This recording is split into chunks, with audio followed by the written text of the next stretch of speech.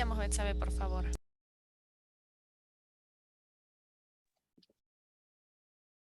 Muy buenas tardes a todos los que nos siguen por Facebook y están con nosotros en la plataforma Zoom de la Sociedad Geográfica de Lima. Desde hace 35 años, la Sociedad Geográfica de Lima, fundada en 1888 por el presidente Andrés Avelino Cáceres, organiza este ciclo de capacitación y actualización de conocimientos. Para nosotros es una gran responsabilidad tener entre los oyentes a tantos maestros de las diferentes regiones del Perú, escuchando y tomando el pulso de nuestros territorios, de sus paisajes, de sus cuencas y de las diferentes actividades y lecciones aprendidas. El núcleo de la temática para este año, denominada Paisajes, camino hacia una geografía de la sostenibilidad, nos permite explorar la riqueza de nuestro país a través de sus diversos e históricos paisajes. El día de hoy nos acompañan como ponentes principales la ingeniera Lucero Berenice Calderón Caballero y la geógrafa María del Carmen Carrasco Coelho. Ahora le doy el pase al doctor Saniel Novoa para dar las palabras de inicio. Bien, gracias, Bexabé. Buenas tardes a todos y todas las participantes que nos acompañan en este, creo que ya es el quinto martes geográfico de este tercer bloque, ¿no?, de paisaje y ordenamiento territorial, que se enmarca dentro del 35º ciclo de actualización de conocimientos, paisajes, caminos hacia una geografía de la sostenibilidad. Debemos hacer mención que en el ámbito académico valoramos positivamente, ¿no?, los esfuerzos por el diseño y aplicación de métodos y técnicas de referencia que podríamos considerarlos como la culminación de reflexiones sobre determinadas materias, en este caso, sobre el paisaje.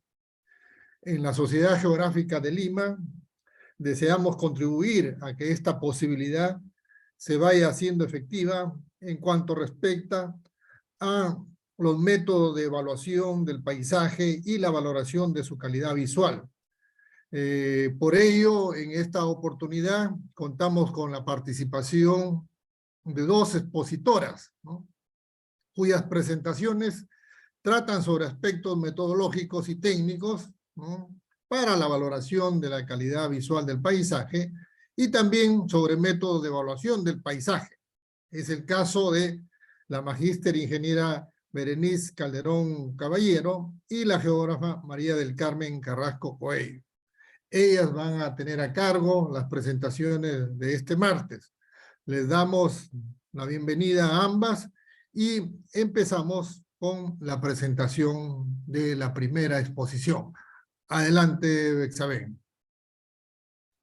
Muchas gracias al doctor Saniel Novoa por sus palabras y a continuación nos acompaña la ingeniera Lucero Berenice Calderón Caballero. Ella es en grado bachiller ingeniera en ecoturismo y actualmente está cursando la maestría en ecología y gestión ambiental.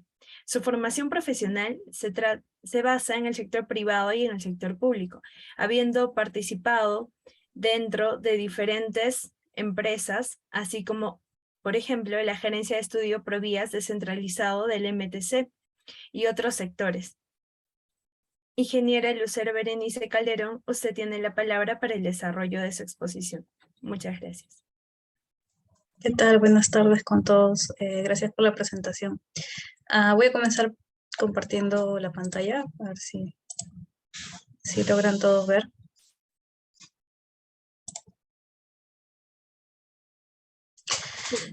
Bueno, continuando el diálogo, que muy bien han precisado el doctor Novoa y la señorita Bexabé, vengo a presentarles la aplicación, ¿no?, del método mixto de evaluación de paisaje, que es un método muy utilizado en países como España. Ellos han introducido eso, que compila metodologías tanto desarrolladas por el Bureau Land Management del Ministerio del Interior de los Estados Unidos. Y lo que les voy a exponer hoy es una investigación realizada en los años 2016 al 2017 dentro de un área natural protegida, que en este caso es el Santuario Histórico de Machu Picchu, en la ruta desde la hidroeléctrica, ¿no?, que es el sector de Intihuatana, hasta Machu Picchu Pueblo y los terrenos colindantes. El área de estudio, como sabemos, el Santuario Histórico Machu Picchu se encuentra en el departamento de Cusco, la provincia de Urubamba y el distrito de Machu Picchu. Es importante mencionarles que dentro de sus objetivos de creación de esta área natural protegida está el proteger valiosos monumentos arqueológicos y el contexto paisajístico, ¿no? Además de que es considerada, pues, sitio patrimonio mundial natural y cultural. Ahí les he puesto algunas imágenes que tomé dentro del recorrido, ¿no?, de este sector, desde Intihuatana hasta Machu Picchu Pueblo, y es evidente, pues, la riqueza en fauna y flora, ¿no? Por ejemplo, ahí vemos una orquídea, que es una de las especies también objeto de creación de este santuario, y el gallito de las rocas, ¿no?, tan representativo para nosotros. Y es importante mencionar esto porque da fuerza a lo que viene, ¿no?, que es evaluar su calidad visual de este paisaje, con el fin de que esta evaluación nos dé como resultado la toma de decisiones, ¿no? Nos facilite la toma de decisiones a partir de estos resultados a los diversos actores involucrados, ¿no? A todos los actores competentes, que en este caso podría ser el santuario histórico, la municipalidad, ¿no?, los mismos pobladores. ¿Qué problemática se vio en este lugar? Primero, la ausencia de gestión del paisaje, ¿no? ¿Y ello qué conllevó? Conllevó que haya un turismo desordenado, ¿no? A pesar de que esta zona está zonificado dentro de esta área natural protegida como de uso especial, ¿no? No de uso turístico, se permite el acceso de turistas sin cobro alguno, únicamente se hace el control del ingreso, ¿no? Y ello, pues, deviene a que no haya una planta turística, no haya un adecuado manejo, ¿no?, de los residuos sólidos. Y evidentemente el deterioro del paisaje, ¿no?, como se visualiza. Y esto, pues, posibilitó a que se determinen la problemática de la investigación y que ello busque, ¿no?, la determinación, ¿no?, la estimación de la calidad del paisaje, ¿no?, de esta área de estudio. Y para ello se utiliza métodos, tanto objetivos como subjetivos, ¿no?, en el tema de valoración del paisaje. Pero primero a ello se tuvo que delimitar el área de estudio. Esta es una parte muy importante porque en este caso se trató de hacerlo de la manera más objetiva y para ello se hizo el análisis de visibilidad con ayuda del software ArcGIS o otro software SIG se puede hacer de igual manera. En este caso se hizo a partir de curvas de nivel, se hizo un modelamiento digital de elevación, el cual nos permitió hacer una cuenca visual, con apoyo de 13 puntos de control puestos a lo largo de todo el camino. Se hizo un análisis de visibilidad que nos dispuso una cuenca visual. Ello permitió delimitar así el área de estudio. Posterior a ello, era importante delimitar unidades de paisaje, ¿no?, para que así la valoración sea específica por cada unidad. Para ello utilicé el método de compartimentos a partir de una imagen satelital con una buena resolución y apoyada, ¿no?, de mapas temáticos también que dieran contraste a la realidad, ¿no? Esto se verificó luego en campo con fichas de caracterización. Todo lo que les estoy mencionando ahora les voy a detallar más adelante. La valoración del paisaje fue a estas unidades de paisaje ya delimitadas. El método mixto nos dice que se utiliza una valoración objetiva y una subjetiva. A la objetiva se refiere a utilización de factores físicos, ¿no? Tantos como la fisiografía, la vegetación, el color. Y para ellos se tiene dos tipos de metodologías para valorar tanto la calidad visual como la capacidad de absorción, que en su cruce nos dan la sensibilidad visual. Y la valoración subjetiva es más que nada la percepción, ¿no? Del paisaje. En este caso fue la percepción de los turistas. Y todos estos resultados pues nos ayudan para luego determinar un plan de ordenación del paisaje, ¿no? Como mencioné, se hizo el uso de un DEN para la delimitación del área de estudio, que se ve en la primera imagen. Y posterior a ello, se hizo un mapa de visibilidad a través del análisis de la cuenca visual, ¿no? Este análisis permitió delimitar luego un área de estudio, ¿no? La delimitación y caracterización de las unidades de paisaje fue con la imagen satelital, ya mencionada. Fue importante porque la resolución de esta imagen satelital permitió mucho el reconocimiento de zonas que quizás en campo no iban a ser posibles, ¿no? Y esto pues además fue apoyado por mapas de vegetación. Esta imagen satelital en ese momento fue del año 2016, entonces era como que en tiempo real, mientras que los mapas quizás eran de años anteriores, pero de todas maneras permitió el contraste, ¿no? Y hacer así una mejor delimitación de las unidades de paisaje. Luego en campo ya se corroboró lo que se hizo en gabinete y posteriormente se determinaron las fichas de caracterización para cada unidad de paisaje, ¿no? Se delimitaron en total 10 unidades de paisaje que luego fueron valoradas, ¿no? Y evaluadas cada una. Es así que se tuvo, por ejemplo, la primera unidad de paisaje que es de cauce de río, el de bosque montano, el de histórico-cultural, el de camino vecinal, que es prácticamente todo el camino de las rieles del tren, la zona urbana, que es Machu Picchu Pueblo, la zona agrícola, que es, se aparecen como parches alrededor, durante todo el tramo, ¿no? Durante todo el recorrido se ven como parches, como se pueden ver acá. La unidad de paisaje de asentamiento humano, la unidad de paisaje de bosque montano fragmentado, la unidad de paisaje de montaña y la unidad de paisaje de suelo industrial, que viene a ser las instalaciones de EGEMSA, de la hidroeléctrica.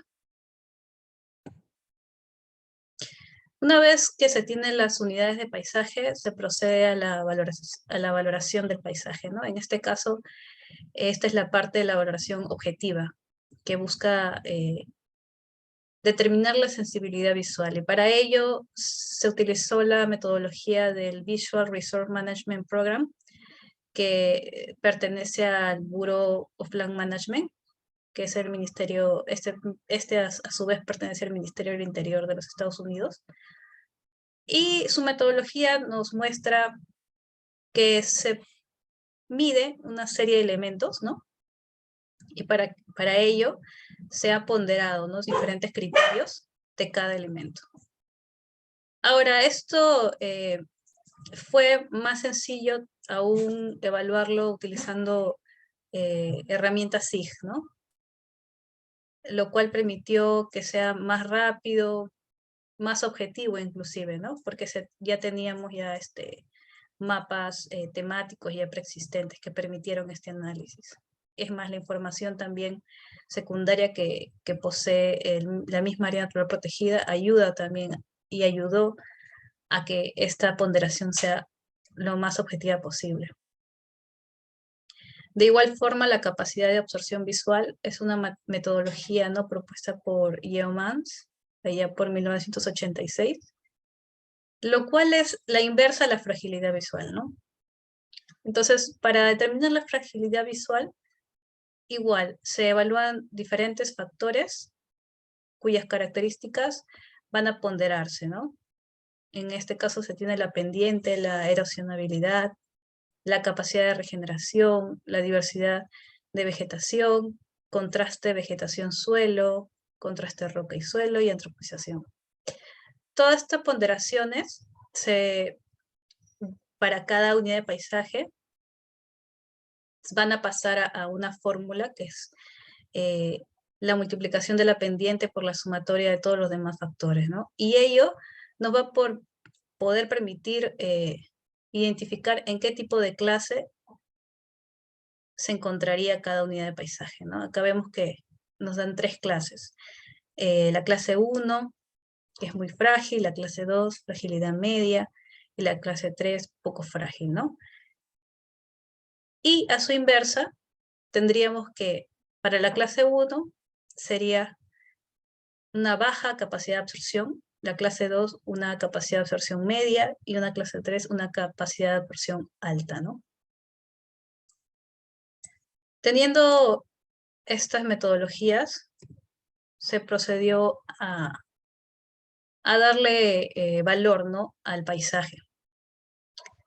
Y se encontró, por ejemplo, ¿no?, que en su mayoría el paisaje era de clase 3.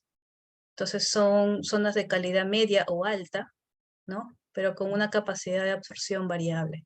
Y ello, pues, permitiría que se incorporasen a las anteriores en diferentes circunstancias, ¿no? Y eso es muy contrastable con la realidad, puesto que esto está dentro de un área natural protegida. Como pueden ver, esta metodología permite determinar cuán restrictivo va a ser el manejo de estas zonas, ¿no? Desde el más restrictivo hasta el menos restrictivo. Eso es lo que posibilita esta metodología, ¿no?, para la toma de decisiones posteriormente. En cuanto a la valoración del paisaje de manera subjetiva, se hizo a partir de encuestas para medir la percepción. A una muestra significativa de 382 turistas y se les mostró las imágenes que les mostré en un principio de las unidades de paisaje y ellos tenían que dar un valor, ¿no?, del 1 al 5, un valor numérico en el cual medía, ¿no?, la calidad. Y pues esto se tradujo en una data que se promedió y para cada unidad de paisaje se le dio un valor, ¿no?, ponderado, lo cual tuvo mucha similitud a lo ya analizado en la calidad visual objetiva, ¿no? Entonces este tipo de valoración dio fuerza, ¿no?, a la anterior valoración. Por ello su importancia también de que le dé mayor rigor. Y finalmente están las posibilidades que da, ¿no?, este tipo de metodologías y este tipo de análisis, ¿no? Permiten que después sea mucho más fácil determinar qué acciones hay de tomarse en cada escenario, ¿no? Es evidente que en realidad las posibilidades son infinitas en el caso de la toma de decisiones, ¿no?, y las metodologías. Para este caso fue a nivel de criterio de expertos, sin embargo, se puede hacer también grupos focales en el cual se inviten, ¿no?, a actores de interés de esta zona, ya que ellos son los que van a tomar acción más que nada, ¿no? porque de nada vale que se haga tanto estudio y luego no se lleve a cabo, ¿no? Es importante también que la población siempre esté involucrada. En este caso, yo tengo conocimiento en ese entonces, y creo que hasta ahora se mantiene, que no hay un diálogo tan fluido, ¿no? Tanto entre la municipalidad distrital, con el santuario histórico, con el Ministerio de Cultura, con la misma empresa, ¿no? GEMSA, que se encuentra ahí. En realidad no hay un diálogo en el cual se hable el mismo idioma, por así decirlo, ¿no? Que es la sostenibilidad. Entonces, pienso que sí, es una de las cosas muy importantes, ¿no? Como parte de la ordenación del paisaje, que haya diálogos, ¿no? Y para ello, metodologías como grupos focales es muy, muy importante.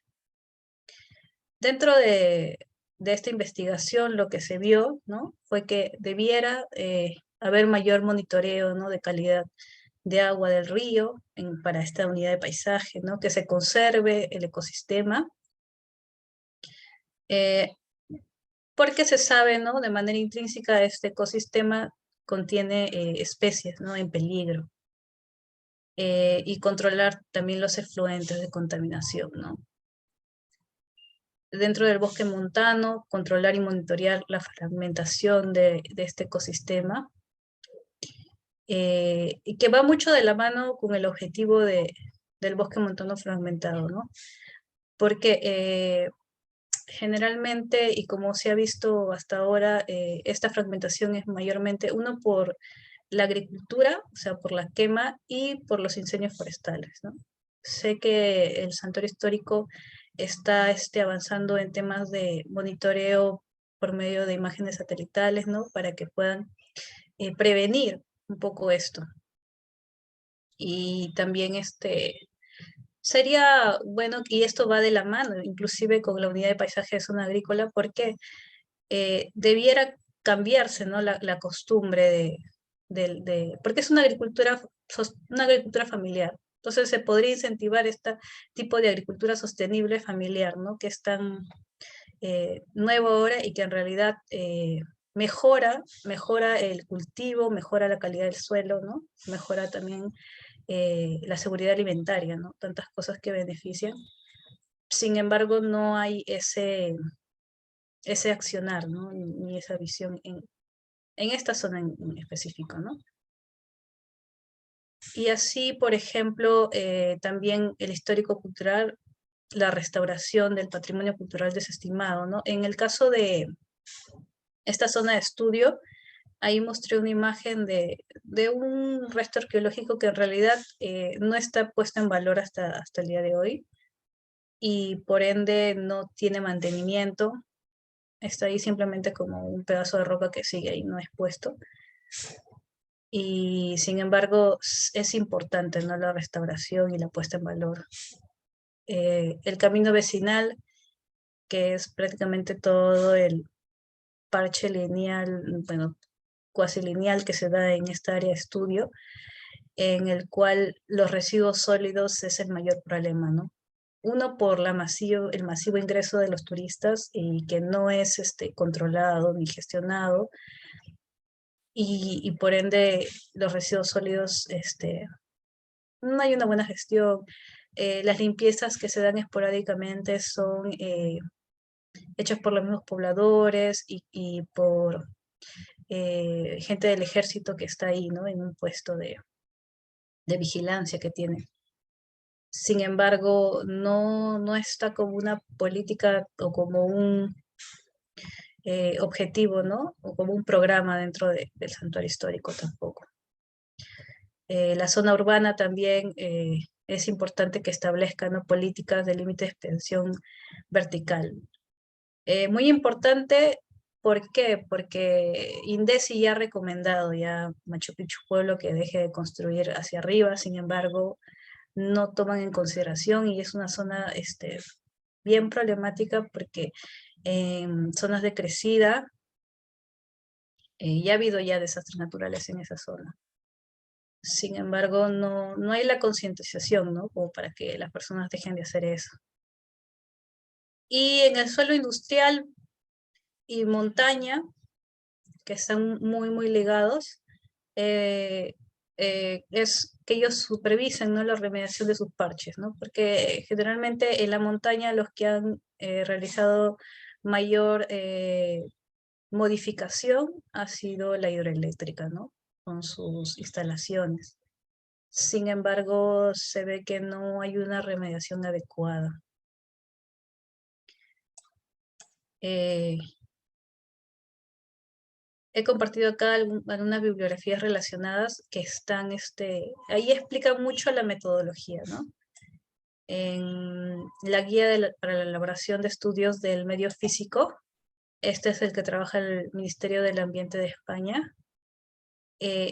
Esta guía habla mucho del método mixto, habla mucho de calidad, métodos de calidad visual, métodos de fragilidad visual y sensibilidad visual. Al igual que otro tipo de metodologías, ¿no?, que contribuyen mucho al análisis, no solo del paisaje, también hacen del medio físico, ¿no? O sea, la valoración intrínseca del paisaje. Yeomans también ahí habla mucho mejor sobre la capacidad de absorción visual.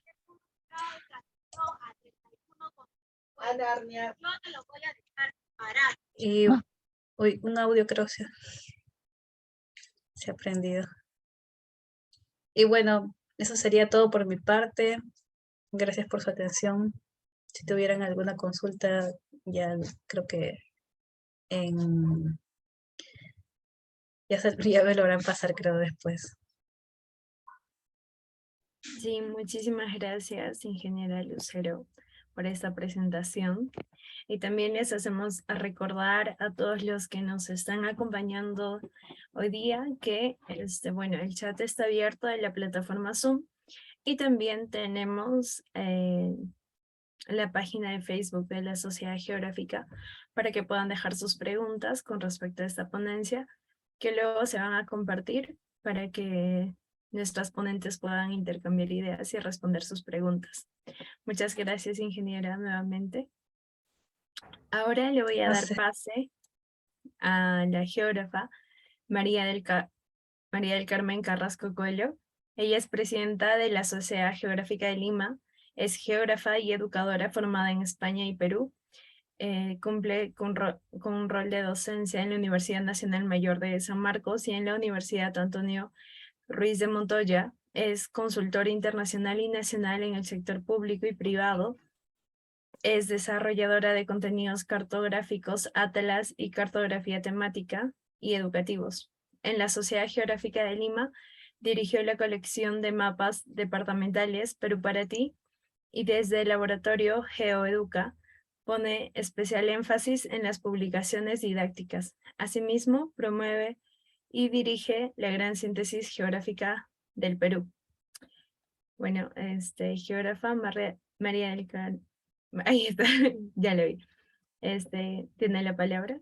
Vale, muy buenas tardes con todos. Muy buenas tardes, Lucero, que no he podido acercarme antes y además es que no lograba ingresar, no sé qué pasaba. Voy a compartir la pantalla si os parece.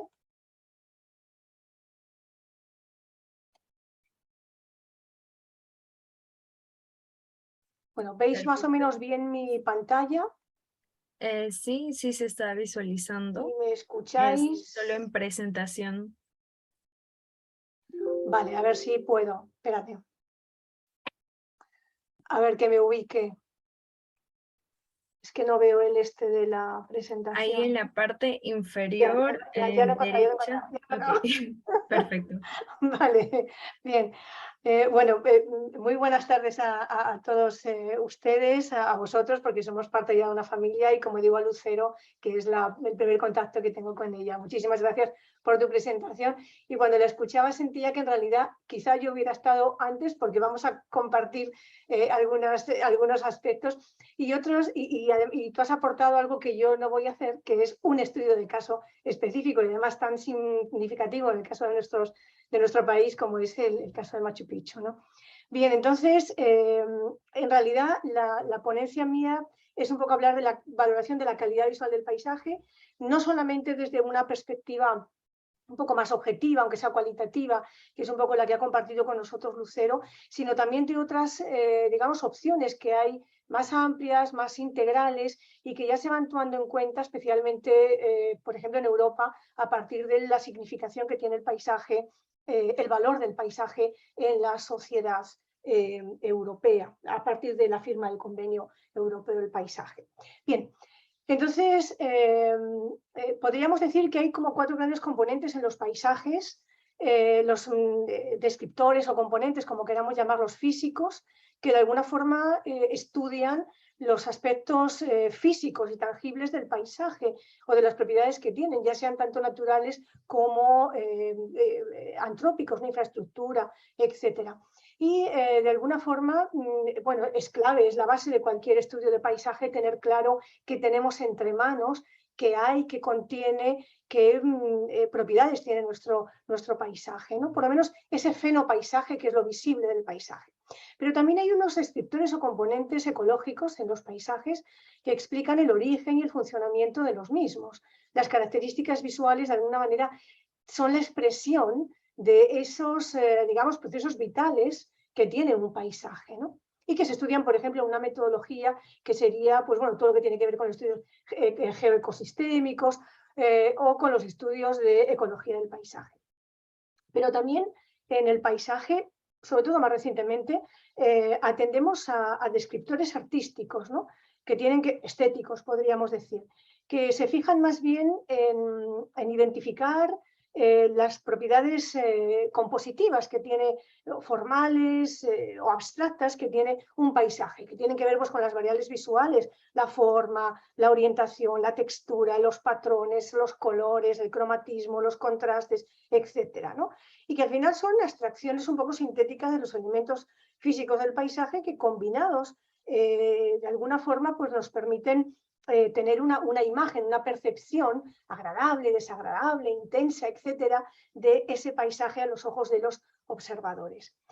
Y también hay unos descriptores o componentes psicológicos que son de alguna forma, podríamos decir, los impactos o las sensaciones, los sentimientos que nos produce un paisaje cuando lo observamos o cuando experimentamos un contacto con ese paisaje, ¿no?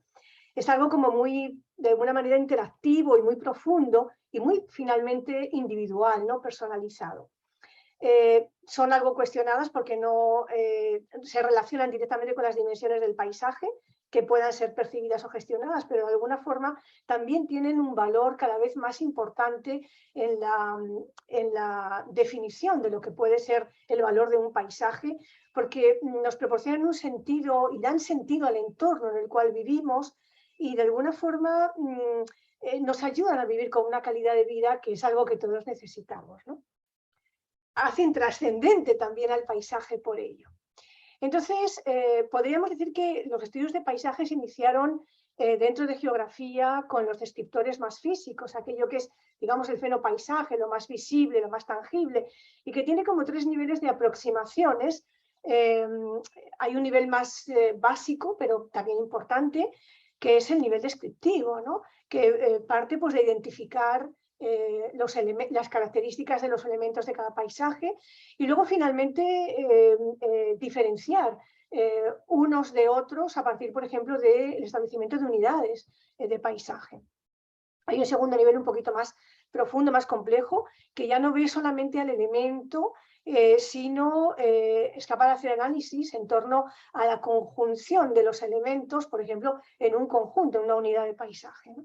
Y otro elemento muy importante, otro nivel de aproximación muy importante, es el que tiene que ver con el dinamismo, con los cambios que se dan en los paisajes, ¿no?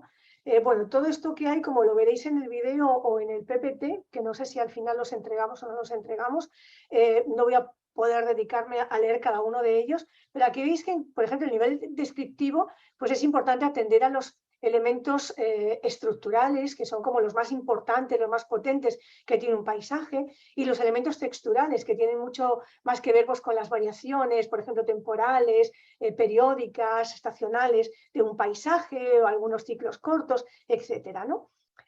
También, por ejemplo, se centran en identificar con claridad el elemento que caracteriza y que domina a ese paisaje y a su vez quizá cuál sería aquel elemento, aquellos elementos que dan singularidad y también un peso especial como a lo que sería el paisaje intrínseco, ¿no? Y que dan pues singularidad y personalidad también a ese paisaje. A nivel analítico nos fijamos sobre todo en las composiciones, en las escenas, los conjuntos. De alguna forma, las combinaciones que se establecen entre lo estructural y lo textural del paisaje y que nos permite observar escenas, composiciones escénicas muy interesantes, estéticamente hablando, en los paisajes, ¿no? Pero a la vez, los paisajes son muy dinámicos, de modo que la composición escénica no la podemos dejar en digamos, como una fotografía de un momento, sino hay que ver también cómo cambian las escenas de un paisaje y hay paisajes que pueden ser mucho más estables en el tiempo, que tienen quizá unos cambios de carácter natural, como puede ocurrir en muchas áreas protegidas, pero hay otros en los que hay cambios radicalmente muy rápidos, muy intensos y que están promovidos por la acción humana. Pues, por ejemplo, aquí tenemos los espacios que pueden ser, que están en los límites de las ciudades y que rápidamente van pasando de ser rurales a ser rurales o urbanos y terminan finalmente incluyéndose dentro de las ciudades con las características de las mismas. Bueno. Pero también, por poner algún ejemplo, aquí tenéis algunas ideas de componentes y elementos que son característicos sobre todo de los elementos naturales y abajo he puesto los antrópicos, pero y cómo tienen cada uno de ellos unas características visuales básicas, unos atributos también asociados a las condiciones geográficas, ambientales, ecológicas respecto a ellos. Y también cuando hablamos de los descriptores físicos del paisaje en referencia a los elementos históricos y culturales, pues podemos diferenciar aquellos que son arqueológicos, vernáculos, históricos, construidos y artísticos.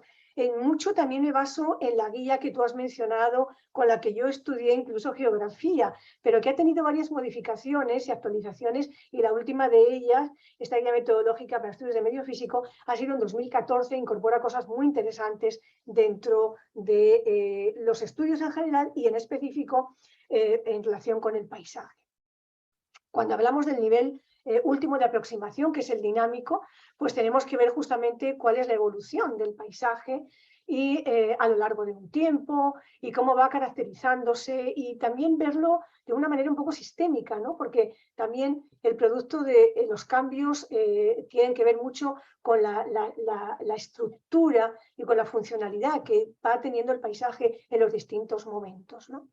Bien, al final todo este tipo de estudios nos ayuda, que son básicos y quizá antes de los estudios de valoración de la calidad visual, pues nos ayudan, por ejemplo, a poder tipificar y clasificar los diferentes tipos de paisaje que tenga un territorio o un ámbito de estudio, que pueden ser pues, por dominancia, más naturales, más humanizados, más artificiales, por la distribución que tienen o la disposición en el espacio, por la cronología también de los paisajes, la funcionalidad o el estado, por ejemplo, en el que se encuentren, ¿no?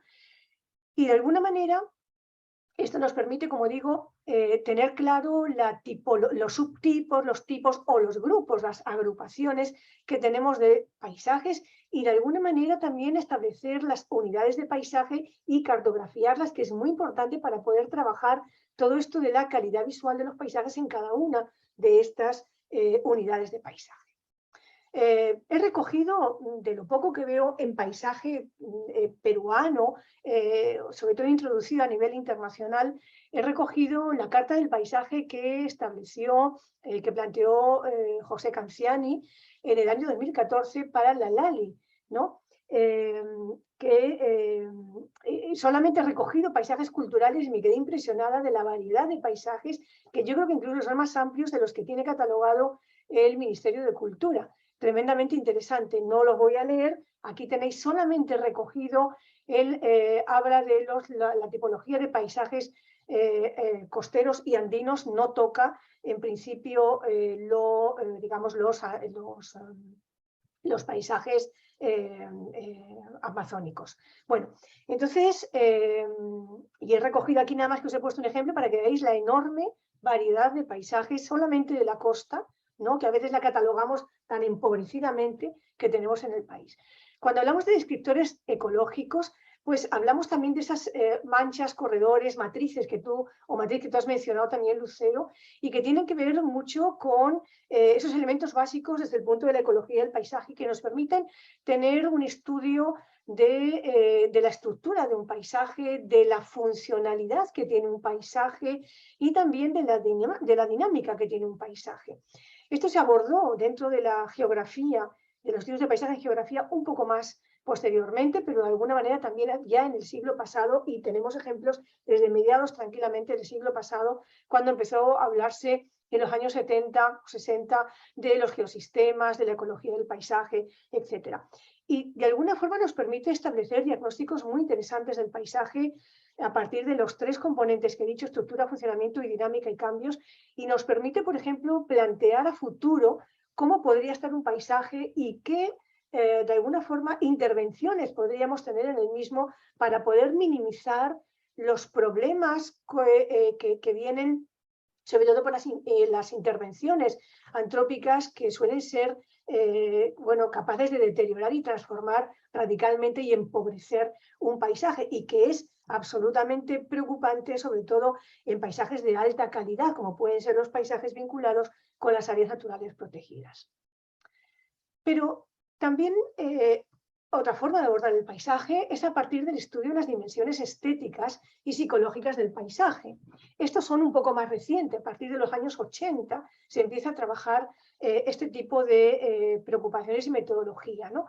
Y que de alguna forma, lamentablemente, por ejemplo, en nuestro país todavía es algo que casi no está muy considerado, está muy desatendida, muy olvidada o ignorada, todo el tema de la valoración de la calidad visual de los paisajes. Y tenemos paisajes realmente excepcionales, singulares, únicos a nivel planetario, francamente, y creo que tenemos que reflexionar sobre este tema. Se ha empezado a entender y a atender esta preocupación en la medida que, sobre todo, como digo, a partir del Convenio Europeo del Paisaje, y de la realidad que estamos viviendo, por ejemplo, con el calentamiento, empezamos a sentir que el paisaje es un recurso no renovable. Se acabó, no es renovable. Paisaje perdido para siempre. Lo podremos reconstruir, lo podemos reproducir artificialmente, pero ya no es el paisaje con todo lo que conlleva de natural, de sistémico, de estético, etcétera, etcétera, consigo mismo. Es fácilmente depreciable y es necesario tener paisajes que nos hagan vivir con calidad, que nos permitan respirar y sentirnos a gusto en el escenario donde vivimos, porque todo lo que nos rodea, puesto que el paisaje es la observación que tenemos del entorno, todo es paisaje. Entonces, podríamos decir que dentro de las dimensiones de la valoración estética del paisaje, podríamos hablar de esta que ha explicado Lucero muy bien, y que yo un poco diría que es cuantitativa y objetiva, en el sentido de que efectivamente tiene ciertos controles, las realizan los profesionales, de alguna forma se hace a partir de instrumentos como test que ponderan lo cualitativo, y que puede medirse pues, en bondades visuales, perceptivas del paisaje, a través de parámetros que están asociados justamente con estas propiedades. Ya hablaremos de los elementos del paisaje, la cuenca visual y propiedades estéticas, ¿no? Pues yo qué sé, sobre todo la calidad, la fragilidad, la capacidad de absorción visual del paisaje, ¿no?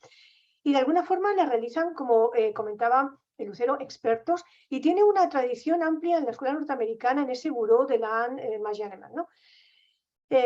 Por ejemplo, y dentro de Perú se está incluyendo en los planes de adecuación medioambiental y en algunos otros instrumentos de planificación, ¿no? Entonces, como vemos, es un alcance que incluye, digamos, conceptos básicos, pero que tienen que ver con una multidisciplinariedad. Hay una metodología que parte de identificar espacios de observación, determinar medidas paisajísticas y evaluar la calidad visual del paisaje, la absorción, la fragilidad del paisaje y de alguna forma a partir de aquí y el análisis de la visibilidad también de ese paisaje, ¿no? Las cuencas visuales son claves y que de alguna forma se expresa en representaciones cartográficas pues de las unidades paisajísticas, de la calidad visual del paisaje, de la fragilidad del paisaje o de las cuencas visuales también de ese paisaje que permite a partir de lo visible, no visible, de lo accesible, de lo intervisible, pues poder llegar a poder evaluar las zonas más frágiles, ¿no? Y luego correlacionarlas con la calidad visual. Porque claro, cuanto más frágil es un paisaje, cuanto más calidad tiene y en consecuencia de manera inversa, como tú has mencionado, menor es la capacidad de absorción visual. Quiere decir que está sometido a mucho más controles a la hora de la intervención que podamos tener en ese paisaje. Entonces, hay unos parámetros básicos como punto de partida que van a desembocar en permitirnos analizar luego la calidad y la fragilidad del paisaje, las condiciones limitantes de la visibilidad, la cuenca visual, la intervisibilidad y la capacidad visual del paisaje. Hay unas características visuales básicas en el fenopaisaje, sobre todo lo visible, la forma, la línea, la textura que marca patrones visuales, la escala o la espacialidad que hay en el paisaje, la posición que tiene, etc. Inicialmente las planteó Marsden, pero luego se han venido desarrollando, digamos, instrumentos basados en lo mismo, en el mismo, pero un poco más amables a la hora, más fáciles de poder trabajar con ellos, ¿no? Bien, estos elementos son claves porque de alguna forma nos permiten identificar las propiedades y las características de cada una de las unidades territoriales de ese paisaje. Condiciones limitantes, como decía, de la visibilidad, pues la curvatura de la Tierra, condiciones atmosféricas, que son muy importantes, condiciones de la visibilidad, por ejemplo, algunas palabras clave en torno a ello, pues marcadores, puntos de observación, la pendiente visual. Al final lo que vamos a tener es en un espacio ámbitos, es que no sé por qué, al estar así, ámbitos visibles, ámbitos no visibles, donde nos podíamos dar alguna permisibilidad a la hora, por ejemplo, de hacer una intervención en ese paisaje, porque no dañaría la calidad visual del mismo al ubicarse en un espacio no visible, ¿vale? Que es lo que tenemos aquí. Es decir, a partir de estos elementos básicos podemos ir concretando la calidad cualitativa en general del paisaje, medida, por ejemplo, en la calidad, en la estructura ecológica, la coherencia del paisaje, la integridad, aspectos estéticos y también culturales del paisaje, pero también el análisis de la fragilidad, que tiene mucho que ver con la forma y la disposición del relieve, con la cobertura del suelo, con la accesibilidad, con la artificialidad. Y el análisis de visibilidad es clave a partir del establecimiento de cuencas visuales para, como digo, saber dónde sí y dónde no podemos intervenir. Algunos ejemplos de cuencas visuales que de alguna forma son, desde un punto de observación, aquellos puntos que podemos ver o que no podemos ver que están ocultos desde ese punto de observación. Algunos ejemplos que he puesto sueltos y indicar que, por ejemplo, la cuenca visual tiene una relación muy directa con la fragilidad del paisaje. Claro, depende del tamaño de la cuenca, depende de la compacidad de la cuenca, de lo fina que sea y de la forma que tenga la cuenca, la vista se nos dirige hacia aquello que queremos ver y no hay posibilidad de distraer la atención. Si hay un error, es un error claro que de alguna forma rebaja la calidad visual de ese paisaje y las posibilidades, la potencialidad de ese paisaje de cara a las posibles, intervenciones y a las posibles, sobre todo, propuestas de intervención, pero para poner en valor esos paisajes, ¿no? Bueno, algunos ejemplos que he tomado mucho de la Generalitat de Cataluña, el Observatorio del Paisaje de la Generalitat Valenciana, que tiene un estudio impresionante, el Observatorio del Paisaje de Cataluña. Para mí, como española, el paisaje en España y en Europa es un referente tremendo a la hora de gestionar el paisaje, pero obviamente habría que adaptar y plantear en base quizá a las experiencias que ellos tienen, unas metodologías propias que midan desde la realidad de nuestro paisaje, que en muchos casos tiene una calificación que podría estar muy por encima de muchos paisajes de los medios templados, que son muy amables, muy bonitos, muy estéticos, pero que, bueno, tienen otros parámetros de medición respecto de los nuestros que son realmente impresionantes, ¿no? Entonces, pues bueno, algunos ejemplos que además creo que ya presentó el profesor Carlos Murillo el otro día, ¿vale? De cómo manejar la visibilidad de las intervenciones para no chocar, sino seguir el ritmo, la armonía natural que tiene la naturaleza. Otro elemento es la intervisibilidad, que se refiere de alguna forma a la posibilidad de ver desde distintos puntos entre sí el paisaje, ¿no? Por ejemplo, los puntos de mayor absorción visual son claramente aquellos en los que se enclavan lógicamente los miradores, ¿no? Y, por ejemplo, en áreas protegidas su identificación tiene una importancia tremenda, ¿no? Y por último, como digo, a partir de la calidad visual y de la fragilidad, la inversa a esta correlación es justamente la capacidad de absorción que tienen los paisajes. Unos paisajes extremadamente estéticos, bellos, naturalizados o humanizados, altamente patrimoniales, con un valor tremendo, pues no dejan lugar a duda de que no se debería de intervenir prácticamente nada o nada en ellos, ¿no? Pero bueno, en fin, entonces, obviamente, esto nos permite tener un nivel de sensibilidad del paisaje y de acuerdo a ese nivel de sensibilidad, los niveles de actuación más permisiva o muy restrictiva que debemos de tener sobre esos paisajes. Bien, como tú comentabas, hay un montón de métodos distintos, hay métodos directos, indirectos, mixtos, hay métodos de alguna forma más individuales a partir de grupos de personas que van analizando, de grupos que entre ellos definen de alguna forma una medición y muchísimos test que pongo aquí algunos ejemplos de ellos y que vosotros podéis recrear de alguna manera, pues generalmente cada vez que hay una tesis sobre el tema aparece una nueva forma readaptada y es lógico de aplicar estas metodologías al caso concreto, al estudio concreto del paisaje que se tenga entre manos, ¿no? Para que veáis un poquito la complejidad del asunto, me parece esto bueno porque está de alguna manera de forma sintética. Tenemos que un análisis del paisaje desde un enfoque visual requiere información del territorio, de todos los componentes del territorio, naturales y humanizados.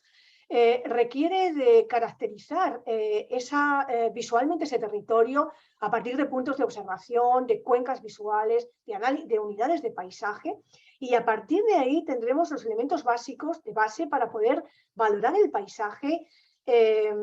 Fijaros que la calidad visual se analiza, por ejemplo, a nivel intrínseco, a nivel del entorno y a nivel escenográfico. O sea, es tremendamente complejo y que de alguna forma es interesante porque todo esto queda en que nos da la pauta para tener un diagnóstico claro de qué tenemos entre manos y establecer junto con la población lo que serían los objetivos de la calidad paisajística que varían con cada sociedad, con cada momento. Bien. Esto es un ejemplo de un análisis que han hecho los chicos en la clase, en la clase de paisaje, en la carrera de geografía. Analizaron un ejemplo de un estudio hecho por Walsh, que es una de las consultoras que trabaja esta faceta de la percepción de los paisajes para la valoración de los mismos y que, claro, yo siempre digo que depende de quién lo haga y para qué se haga, puede ser bastante amplio y ancho de mangas como para salir aquello que también, una valoración que sea conveniente muchas veces a los grupos que pagan los estudios, con lo cual debería de pensar que el Estado tendría que tener un cuerpo de revisores, de interventores totalmente pagados por el Estado, que no se vendan a nadie y que con toda, digamos, limpieza y objetividad tengan claro cómo valorar, cómo puntuar la valoración, ¿no? Por las consecuencias que puede tener. Bueno, al final es describir cada una de las unidades paisajísticas, valorar la calidad visual a nivel escénico, estudiar la fragilidad y a partir de ahí la sensibilidad visual del paisaje.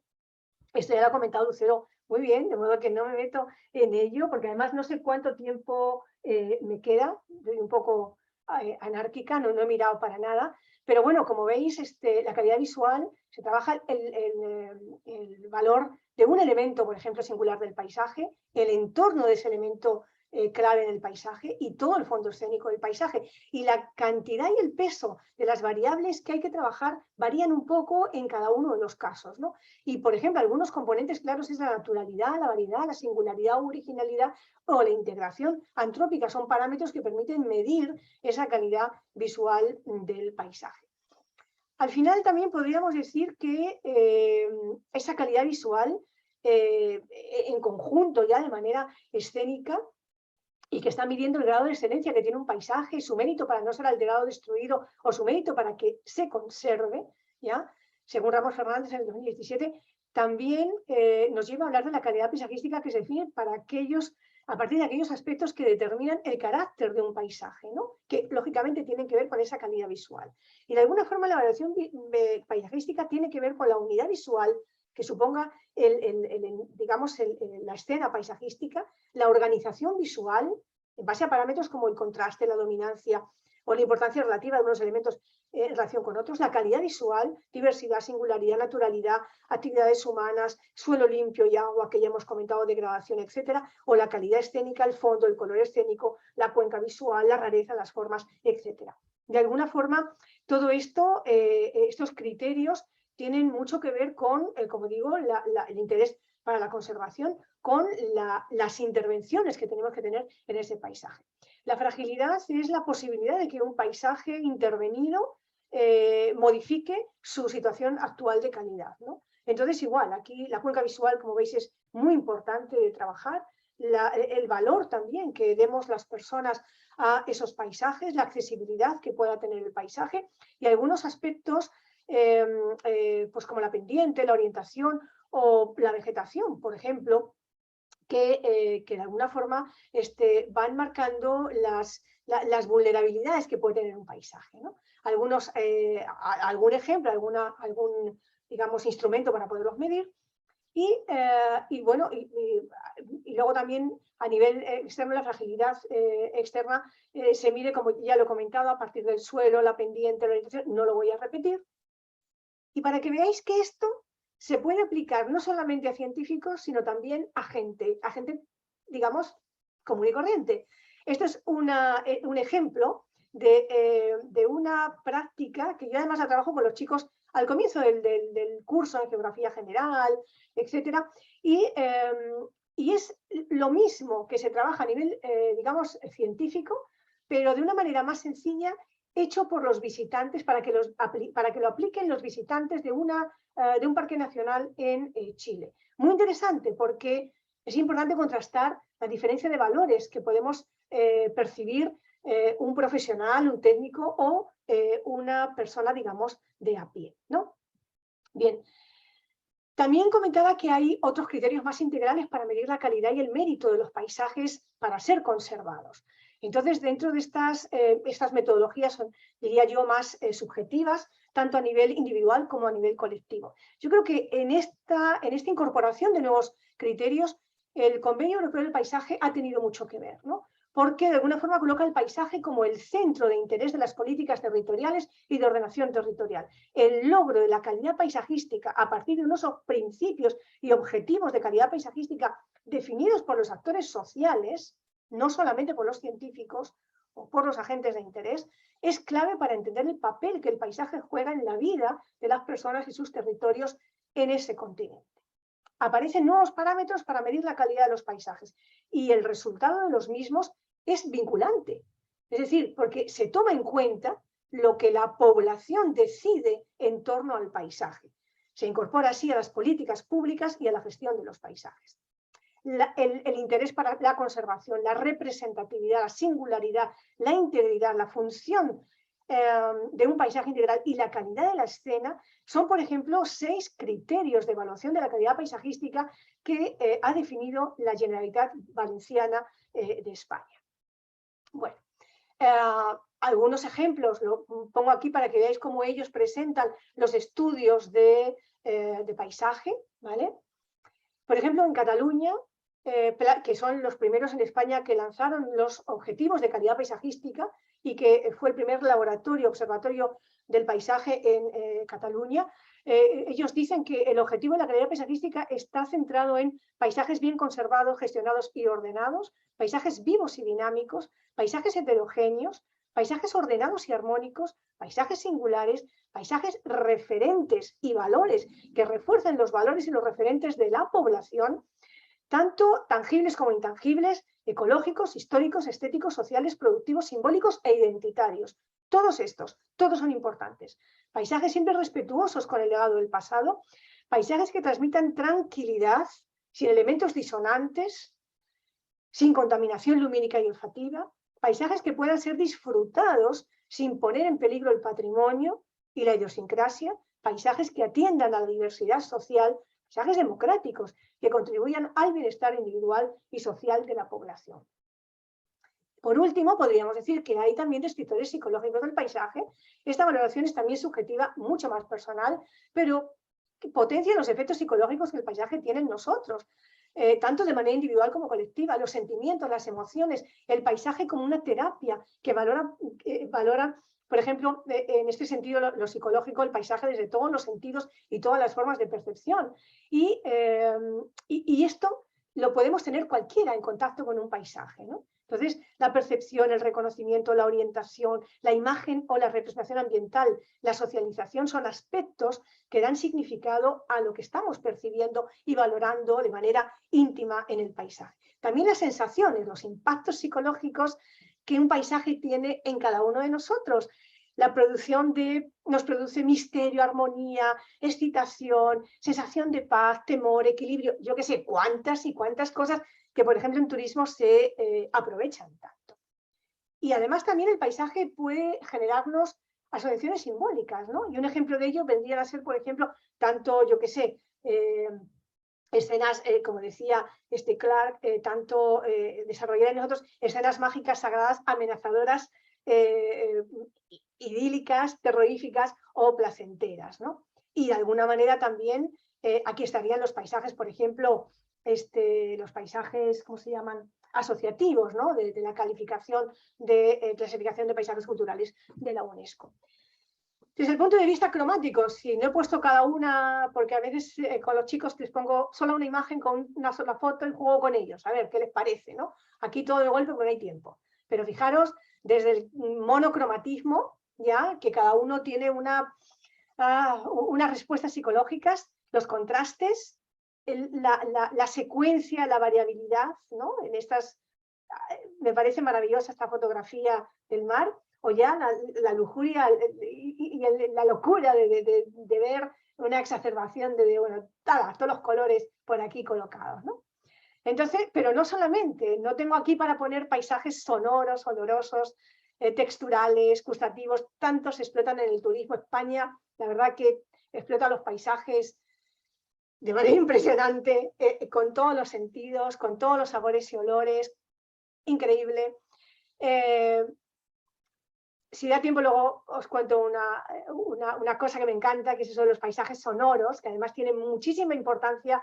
Es decir, es ponerse con una cámara, con una pantalla para escuchar los sonidos de los animales y, por ejemplo, explicar cómo no solamente el paisaje varía visualmente a lo largo del año, en España 4 paisajes al año, sino 4 tipos de sonidos al año en relación con los animales que, por ejemplo, las aves migratorias, los animales que viven, que tienen invernación, que salen en la primavera, todo eso lo podemos explicar solamente a través del sonido que hay en los paisajes. Impresionante.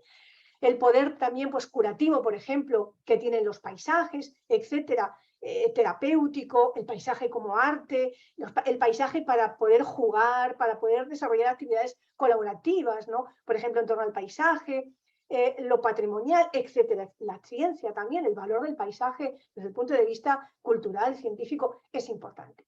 Y bueno, pues podríamos hablar de toda la cantidad no lo voy a decir, de sensaciones que tenemos con todos los sentidos en relación con el paisaje. Obviamente, a partir de aquí, como digo, tenemos algo ya más completo para poder decir qué merece ser conservado y por qué un paisaje merece ser conservado, que a veces nos podemos sorprender, restaurado, gestionado y modificado. Algunos ejemplos Esto es Tarmatambo, es lo que es, y estos son proyectos, pero me parece de una armonía, de una integración y mimetismo, lo humano en lo natural, ¿no? Con el color de la roca, la textura, etcétera, con proyectos diseñados específicamente y mucha amabilidad para destacar, colocarse en el paisaje o destacar lo estricto y favorecer, integrarse en el paisaje y favorecer la lectura de ese paisaje. Son proyectos impresionantes. Bueno, por ahí igual Tarmatambo colocado, ¿no? Con algunas intervenciones. Y algo que con lo que quisiera, yo no sé si he ido muy deprisa o muy despacio, es que no tengo reloj y estoy desubicada. Pero quería un poquito cerrar esto con un poco con algunas otras cosas que vienen en relación con todo ello. A ver, no sé por qué, me parece que, perdonadme, pero creo que me he colado algunas cosas que quería comentar. Bueno, van al final. Vale. Y me diréis, ¿y por qué todo esto? Que además no voy a ponerlo todo. Hace unos, no mucho, participé en un congreso interesante sobre los paisajes de las franjas, de los bordes, de eso que puede, las ruinas, los descampados, ¿no? Más allá de que las ruinas para algunos tienen que ver pues, con recuperar los momentos de gloria perdidos, etcétera, etcétera, lo que es cierto es que para algunos de los ponentes en este trabajo, el tema de las ruinas tiene que ver mucho con los residuos que nos deja el capitalismo, especialmente el capitalismo a ultranzas, el que se ha desatado ya de manera loca con la globalización. Entonces, el capitalismo ha empezado a generar intervenciones en el paisaje que pueden ser muy cortas, muy radicales y que se olvidan. Entonces, por ejemplo, en países como Europa, tenemos un montón de intervenciones de carreteras, que también en Perú, carreteras que quedan a medias, aeropuertos que no llegaron a utilizarse, gasolineras que ya no se usan, o grifos, hoteles que ahí quedaron, edificios en Lima que quedan ahí en esqueleto, yo qué sé, antiguas centrales, carreteras que no llegaron a estrenarse, las vallas, que son toda una historieta. Esto es un problema tremendo, es un problema de reflexión y es un problema de acción. Acción puede ser dejar que la naturaleza regrese sobre aquello que ha sido perturbado, ¿no? O reutilizar, por ejemplo, este es un estudio que se ha hecho en Santiago de Compostela. A partir del COVID, las calles se abandonaron y empezó a renaturalizarse los adoquines de la ciudad.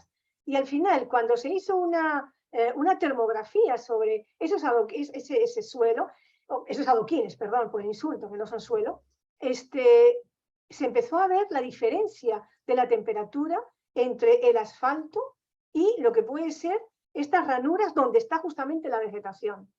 Esto además significa que tenemos que nos ayuda en el tema del calentamiento global, a bajar las temperaturas.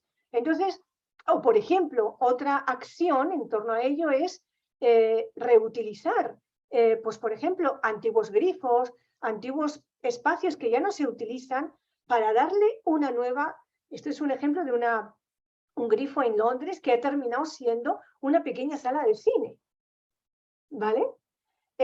Bueno, espacios públicos abandonados que empiezan a partir de grafitis u otras intervenciones a convertirse en espacios públicos donde la gente puede empezar a disfrutar. Un ejemplo de ello puede ser la renovación que tuvo Bilbao y, por ejemplo, el Guggenheim, ¿no? Cómo lo que era una zona absolutamente degradada, sucia, etcétera, se interviene en el río, en la renaturalización del río, del entorno industrial, en la aparición de espacios públicos, de actividades en torno a ellos y la creación de un gran museo que es un poco el alma también de todo ello.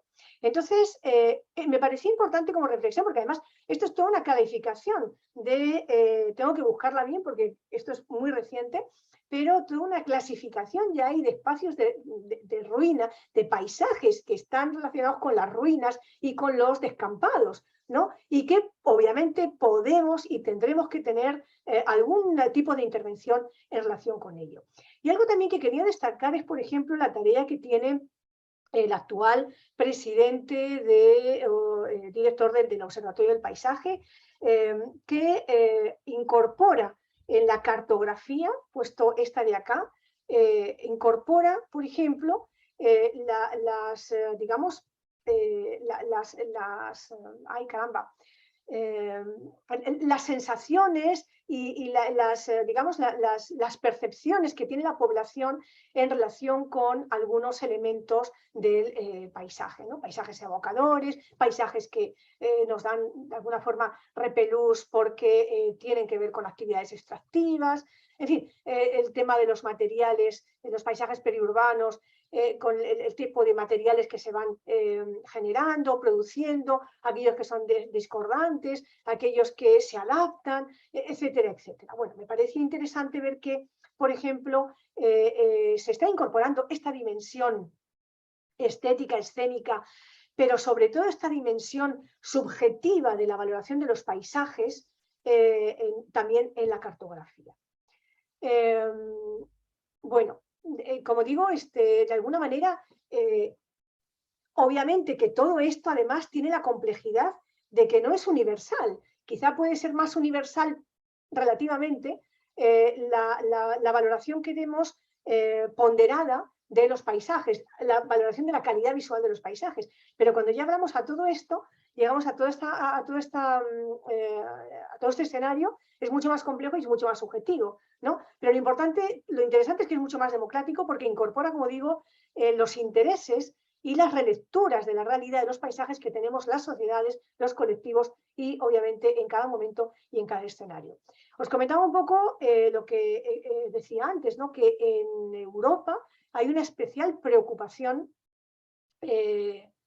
justamente, es decir, si es tan subjetivo esto de la valoración de la calidad y qué tenemos que valorar como calidad, que ahora mismo preocupa bastante en Europa, más allá de mantener, digamos, la intervención para conseguir paisajes que respeten la calidad que tienen, es fijarse en los paisajes que aparentemente son lo contrario, paisajes que desechamos, que nos damos la espalda porque nos están abrumando y son nuestra escenografía cotidiana. Entonces, estos paisajes de los bordes de las franjas, de los desechos, paisajes abandonados, paisajes inservibles, paisajes marginales y marginados, que en muchos casos son, por ejemplo, los paisajes de los conflictos bélicos, los paisajes de conflictos sociales, de paisajes en ruinas que deja ese capitalismo exacerbado y el hiperconsumo que tenemos y que produce y que generan los paisajes en el territorio cambios realmente muy rápidos en usos intensivos de la tierra, deslocalización de actividades y consecuentemente cambios en los patrones de asentamiento de la población. Y de manera individual y colectiva, de alguna forma, porque todos también somos responsables de ello, la aceptación de esa cultura de la cosificación, de la desvalorización de aquello que carece quizá de un interés económico. Esto es todo un debate, como digo, actualmente importante y preocupante en Europa. Y bueno, lo interesante o lo que se busca es ponerlos en valor, incorporarlos a los espacios públicos para una función cultural, recreativa y reflexiva, ¿no? Es decir, volvemos a decir que el paisaje es capaz de producir realmente una ciudadanía responsable y activa. Bueno, y eso, de alguna manera, ver como conclusión que el paisaje, el tema de la valoración de los paisajes es un tema que va mucho más allá de hacer una metodología no simple, pero un poco más mecánica, digamos, de valorar la calidad visual. Yo creo que es importante y que, como digo, tiene el riesgo de que se pueda manipular. Aquí la ética, el conocimiento de la ética y la imparcialidad es esencial para que el estudio no salga realmente, no perjudique al final al paisaje y ayude de al interés de aquellos que lo han pagado. Es una faceta fundamental la gestión de los paisajes, este estudio, en la democratización de los paisajes y la producción de herramientas de gestión como los catálogos de los paisajes para la puesta en valor colectiva, involucrando a la población local en torno a sus paisajes, a la conservación y a la producción de los mismos. siento que a pesar de esto, nosotros necesitamos, en Perú, en América Latina, en Perú vamos muy retrasados en el tema del paisaje, proponer metodologías integrales que integren todos los enfoques de la percepción de los paisajes y de la valoración de la calidad de los mismos. Los que miden la calidad visual y escénica y los que valoran aspectos más integrales del paisaje y contribuyen e incluyen la estética digamos, y las relaciones psicológicas que a nivel individual y colectivo procura el paisaje en cada uno de nosotros. Establecer variables y parámetros de valoración a medida de nuestra realidad, articularnos en las redes, por ejemplo, que nos pueden hacer y que nos permiten hacernos visibles y el trabajo que hacemos, como la LALI, y empoderar al paisaje en la formación básica y profesional de las personas.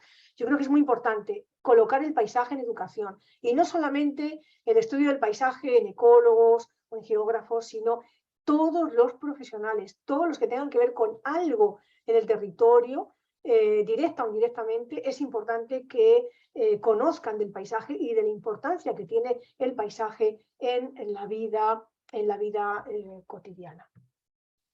Y aquí me quedo. Muchísimas gracias a todos. Muchas gracias. Muchas gracias, geógrafa María del Carmen Carrasco. ¿Dejo de compartir pantalla o...? Sí, o ya está? sí, por favor. Todavía está compartiendo. Ya está, ahora sí. Ya está. Perfecto.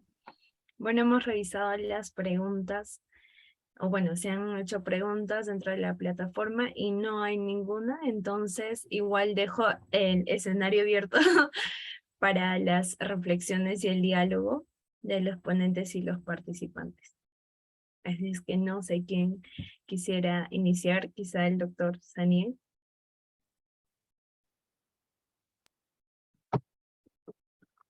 Bien. Bueno, yo creo que ha sido una tarde muy especial. Yo particularmente me he sentido contento, ¿no? Y satisfecho con las dos presentaciones. Al iniciar justamente la presentación de este martes, yo hacía mención, ¿no?, que en el ámbito académico valorábamos positivamente los esfuerzos que se hacen, ¿no?, por diseñar y aplicar métodos y técnicas que nos sirven finalmente de referencia, ¿no?, y para reflexionar sobre determinadas materias, en este caso sobre el paisaje. Y también, ¿no?, mencionaba cómo es que desde la Sociedad Geográfica de Lima hemos querido, ¿no?, y queremos, ¿no?, contribuir a que esta posibilidad, ¿no?, se haga efectiva. Y en esa línea, digamos, de lo señalado, ¿no?, al empezar las presentaciones, yo creo que tanto la presentación de Lucero, ¿no?, con su presentación sobre los métodos mixtos de evaluación del paisaje, donde ella de una manera clara, ¿no?, nos ha presentado, ¿no?, la secuencia metodológica seguida, ¿no?, para dar cuenta, ¿no?, de este análisis de caso, ¿no? Este análisis de caso, ojo, no es un paisaje cualquiera, sino es un paisaje justamente de especial significación, como es este sector, este transecto allá en Machu Picchu, ¿no? Pero también, ¿no?, Lucero nos ha hecho ver, ¿no?, cómo es que, ¿no?, para estos métodos mixtos de evaluación del paisaje, disponemos del apoyo de dispositivos informáticos, de sistemas de información geográfica, que nos permiten de alguna manera una, diríamos, más rápida y precisa identificación de unidades de paisaje. En la línea, digamos, del título de señalar, ¿no?, métodos mixtos, nos ha hecho ver, ¿no?, cómo es que se da esta combinación de métodos objetivos y métodos subjetivos, ¿no?, para a partir de ellos, ojo, determinar o identificar la calidad alta, media o baja de las unidades paisajísticas, como también, ¿no?, para señalar esas restricciones que tienen, ¿no?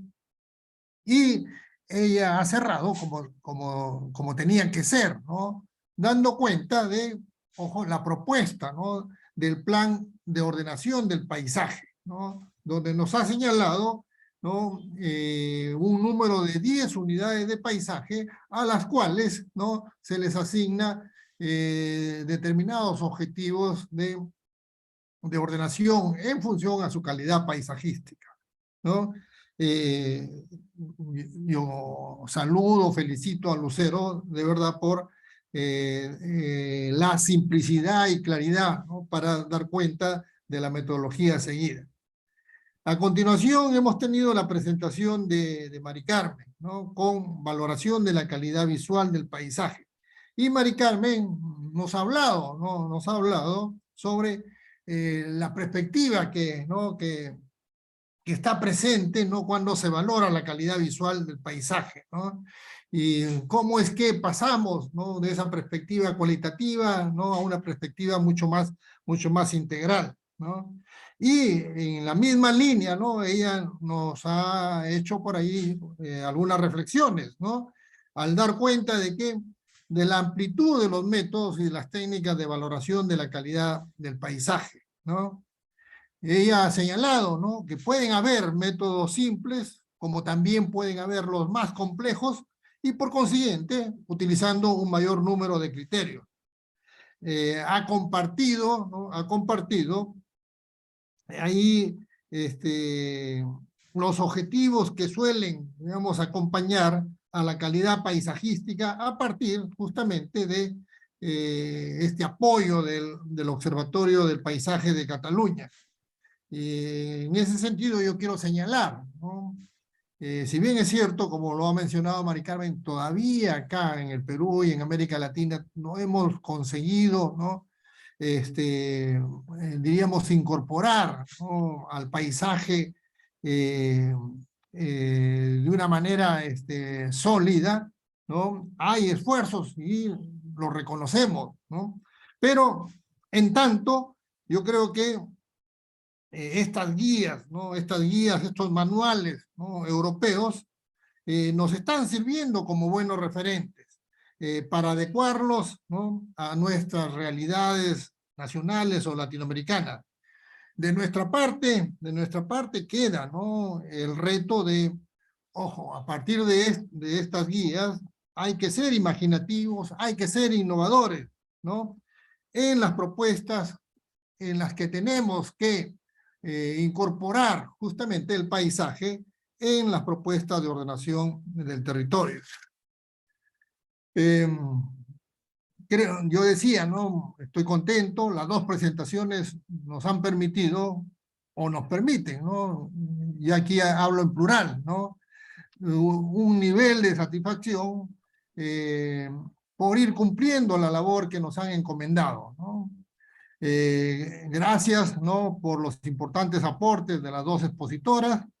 En los próximos martes vamos a continuar con otras presentaciones que obviamente no solamente van a considerar, ¿no? Las peculiaridades peruanas, sino también de otros países.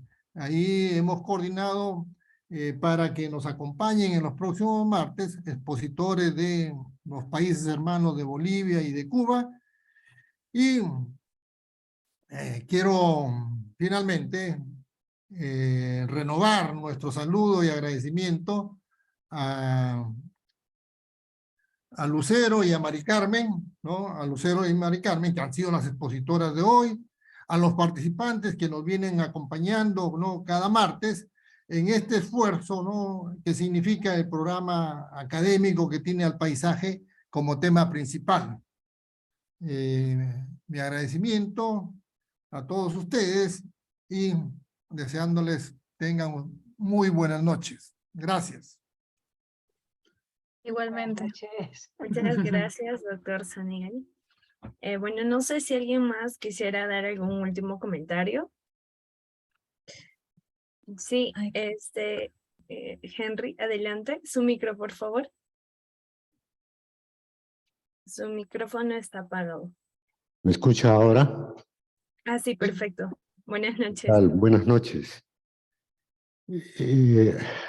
tesoros escondidos, se me ocurre el término, porque esta manera de ver las cosas me parece interesante.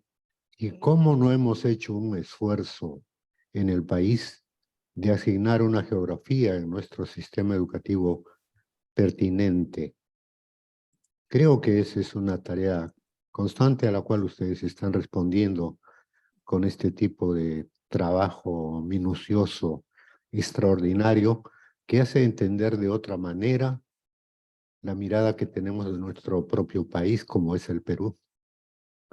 De tal manera que felicitaciones a no solamente a las ponentes, sino a todos ustedes, que con este esfuerzo muy singular están brindando un aporte significativo a lo que es la comprensión de nuestra tierra, de nuestro país, de nuestro entorno, desde aquel riachuelo pequeño hasta el gran río de la Amazonía, con cada uno de sus detalles. Entendidos de esta manera, sí son capaces de forjar una educación cabal. Y entonces, les agradezco mucho por esta presentación y aquí estamos para poderla comentar siempre, para compartirla con la gente que no ha tenido la oportunidad de aceptar esta información permanente, bien sustentada, bien ordenada sobre lo que significa nuestro paisaje. Gracias, felicitaciones. Gracias, Muchísimas Henry. gracias, señor Henry. Qué amable y qué lindas palabras. Bueno, no sé si alguien más tenga algunas palabras finales para cerrar esta tarde. Bueno, igual agradecer a la ingeniera Lucero Calderón Caballero por acompañarnos esta tarde, por brindarnos su tiempo y también exponer un tema, creo yo, valioso para entender, para interpretar, para conocer. Y también agradecer a la geógrafa María del Carmen Carrasco. Siempre es un placer escucharla, la emoción que transmite al hablar del paisaje. Entonces siempre nos trae también a colación el entender nuestra realidad desde otro foquito, ¿no? Desde esas cosas que quizá nos van a hacer sentir y reflexionar también para un vivir en la sociedad con más armonía y demás. Y gracias también al doctor Saniel por acompañarnos el día de hoy. Él está encargado de organizar estas temáticas. Así es que nada, yo me despido por esta ocasión y los esperamos el siguiente martes para seguir acompañándonos en un nuevo martes geográfico. Un gran saludo y me despido. Hasta luego. Gracias, Gracias, gracias Lucero, Betsabe. gracias Mari Carmen, gracias Gracias. Henry, Chao, gracias gracias Betsabe. Lucero, muchas gracias. Gracias Gracias a también, todos. Mari Carmen. Hasta Nos luego. vemos. Chao. Chao. Catarcina, que estabas por ahí. Hola, felicitaciones. Te he escuchado, Mari Carmen. ¿Ya te fuiste?